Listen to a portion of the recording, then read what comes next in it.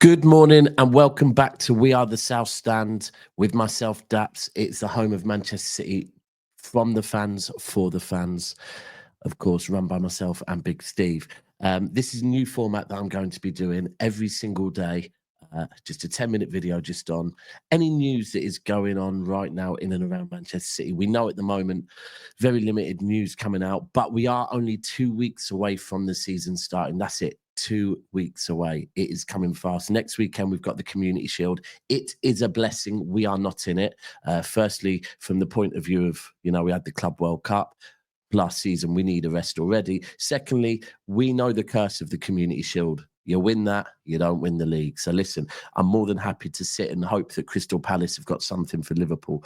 Other things, just want to say really quickly on the channel, obviously, the last couple of weeks, been a bit inconsistent, I know. It's been a hard summer. We had the build-up of the transfer window that was great, a lot to talk about at the end of the season. We had the Club World Cup, but then since then it has gone very flat around City not as far as the mood at the camp. They're all on holiday, but as far as with content, and as I've said a few times on lives, I don't want to force the content. But now we are 2 weeks away. I'm going to start doing these uploads every single morning. Just a quick 10-minute video talking about some talking points I've seen. And for the next week, we will be doing a show a day. Of course, I'm up in Manchester on Tuesday for the training. So Monday to Wednesday, it'll be from up there. And then from next weekend, probably for a week tomorrow, we will start back with the schedule of 2 shows a day.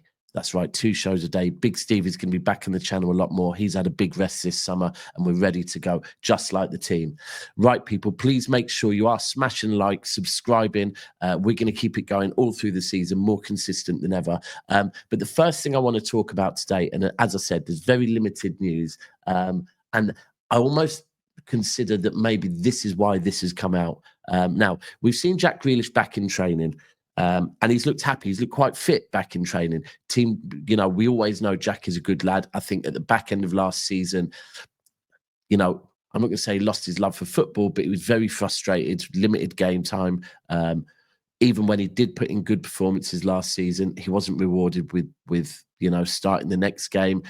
Was kept out the final game of the season, and everything looked very down and out for Jack Grealish. Now, reports have come out yesterday that Jack Grealish, following conversations with Pep Guardiola at Heaton Park at the Oasis concert, that Jack Grealish is considering if actually the best place for him to be right now is Manchester City. Now, I want to break that down a little bit. There are probably some truths to it, as far as that, did him and Pep Guardiola see each other at Heaton Park? Well, listen, Jack Grealish and Pep Guardiola are both going to be in a VIP section at Heaton Park. They probably also, they do also speak. So, of course, they're going to have seen each other. And when Jack Grealish and Pep Guardiola see one another, do I think that it's all love? Yeah, I do. Jack Grealish looks and seems like a very likable person. If you see your manager or even any work colleague at a concert, you're going to, have a nice chat with them. Now, I question what has happened there to make this story have too much legs, right?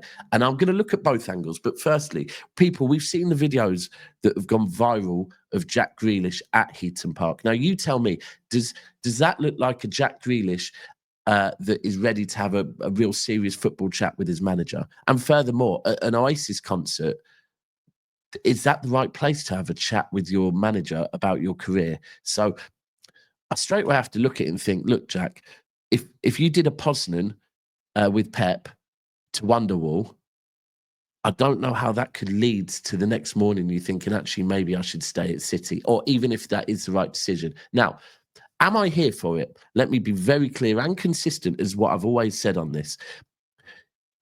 A fit Jack Grealish last season, and he was fit for a lot of it, to be fair, I think some of the issues we had, he could have resolved. I've always been a big fan of Jack Grealish in a central role. He's got legs. He can run with the ball. And at times last season, with a legless midfield, with no cover for that defence and an injured defence, sometimes a Jack Grealish to drop deep, pick up the ball and just run 100 yards with it and draw a foul would have took off all the pressure that defence and that midfield needed. But the fact of the matter is, Pep decided not to use him. And that's last season with injuries all over the gaff, with not the legs that we've now got in midfield, whether it be Reinders, whether it be Nico Gonzalez, whether it be Cherky, whether it be Rodri back fully fit. There's so many reasons why. If Jack Grealish struggled to get in that team last season, why would he get in the team this season? And that's what my concern is. If he does, I think there's a lot that Jack Grealish could offer to Manchester City. And I won't play down the fact that I would imagine a lot of his teammates would be very, very happy to have him stay. You know, he's one of the lads. We love him as a fan base, absolutely adore him. But is it the right move for Pep? And is it the right move for Manchester City? Because a happy Jack Grealish right now is great. But if Pep convinces him to stay, if there has been a conversation and he isn't starting, how many months will that Jack Grealish stay happy? Because at the back end of the season, the issue was that Jack wasn't happy, and it was very apparent around the squad from what I've been told.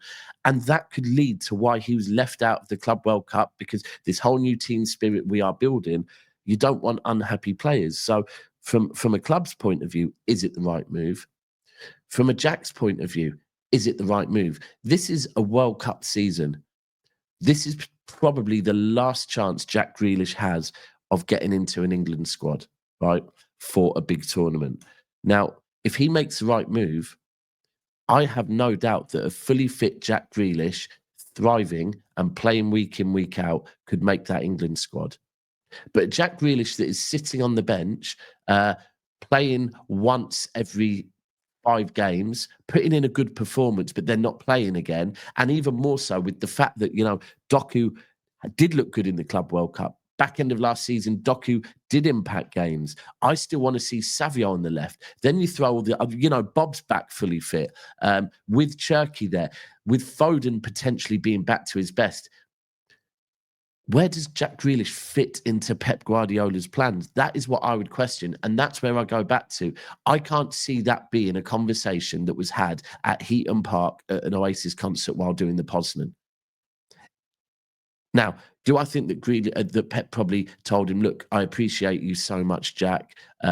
You at your best. Do I think that Pep has been, you know, shown Jack the same love he's always shown him? Yeah, I don't doubt that. I'm sure that did happen. And maybe he did say, I'd love you back. You know, we love you at the club. But I just question if this is news just for the sake of news. Now, he is back in training. Like I said, I'm going to be at the training on Tuesday, so it will be interesting to watch the interactions, to look just how sharp Jack Grealish is looking, maybe to see if he's playing in a different role. I've said before, Jack Grealish and his whole family, they've always loved the thought of Jack Grealish in an 8-10 role. Is there a chance that that could happen? I'm here for it. I just don't know if there's much legs on it. So that's on the Jack Grealish thing. People, I want your comments below. Please make sure you're liking the video. Drop your comments. What's your thoughts? Is it fake news? Is it real? Would you like Jack Grealish to stay? Do you think it's better for him to go?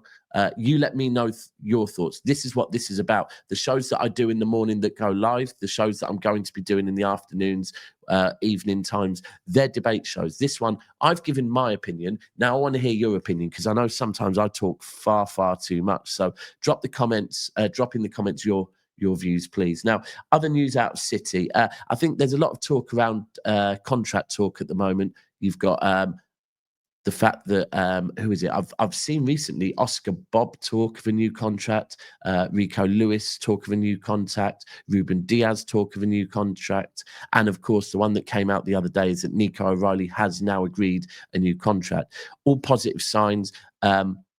The one we're waiting for, though, is the Rodri confirmation that there is a new contract for Rodri. So that is the one I'm waiting for over all other contract talks. We've also seen that it's looking likely that Ake, Akanji, and John Stones, none of those will be moving this summer. So at this point, I think, as far as a club, we are waiting to see if there's bids that come in. Actually, just on the Jack Grealish thing, I have heard that Everton is his preferred club. Does that make sense to me? It does, with what I know about Jack and his other half wanting to stay in the Northwest. So that one might make sense. And do I think Jack Grealish could suit Everton? Potentially. Moyes playing a very good defensive game. Jack Grealish, whether he be on the left, whether he be in a central role, could really thrive because no one's playing a low block against David Moyes' Everton. So he could thrive there. That could help him potentially. But let's see what happens there.